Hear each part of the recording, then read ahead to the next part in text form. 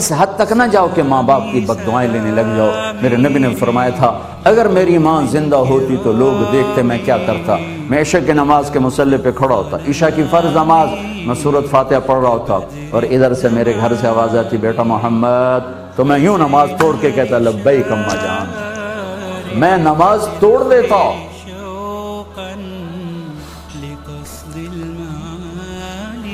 6 سال کی عمر میں ماں کا انتقال ہوا،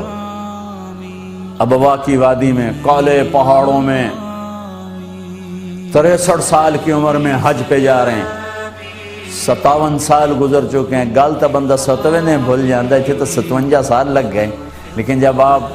قریب پہنچے تو آپ کی اونٹنی کا رخ پہاڑوں کے اندر ہو گیا۔ 60-70 ہزار آدمی ساتھ ہیں، لوگ پریشان کہاں جا رہے ہیں، راستہ چھوڑ دیا اور وہ اندر گئے، جو قریب تھے ان کو پتہ تھا کہاں جا رہے ہیں۔ میں سن 2000 میں میری زندگی سفروں میں گزری، میری زندگی کا سب سے قیمتی سفر حضرت آمنہ کی قبر کی زیارت،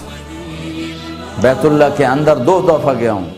وہ کیفیت نہیں محسوس کی جو حضرت آمنہ کی قبر پہ کھڑے ہو کے میں نے اپنی کیفیت محسوس کی ہے۔ تو آپ تشریف لے گئے، پہاڑ ہے کوئی 60-70 فٹ ہائٹ ہے جس کے اوپر قبر ہے، آپ نے وہاں اس پر اونٹنی کو بٹھایا، سارا مجمع، آپ اوپر چڑھے، اپریل کا مہینہ، سخت گرمی، 40 کے قریب ٹیمپریچر ہوتا ہے سعودیہ میں اپریل میں، اور آپ نے احرام باندھا ہوا ہے، سر ننگا ہے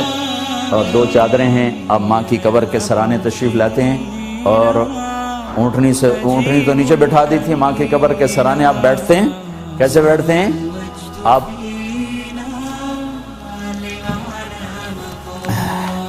گھٹنے اٹھائے، ہاتھ یہاں رکھے اور سر گھٹنوں میں دے دیا، جیسے چھوٹا بچہ رونے کی پوزیشن بناتے ہیں، بچپن میں ہم بھی ایسے روئے کرتے تھے، تو گھٹنے اٹھا کر ہاتھ گھٹنوں پہ رکھا، سر یوں دیا، پھر ایسے روئے جیسے 6 سال کا معصوم بچہ روتا ہے، اور اتنا روئے کہ ساری داڑھی آنسوں سے تر ہو گئی، اور پھر فرمایا میں آج رات اپنی ماں کے پاس گزاروں گا، میں آگے نہیں جاؤں گا۔ وہ رات آپ نے اس جنگل کا آنکھوں دیکھا گواہ ہوں، میں نے وہ جگہ دیکھی ہوئی ہے۔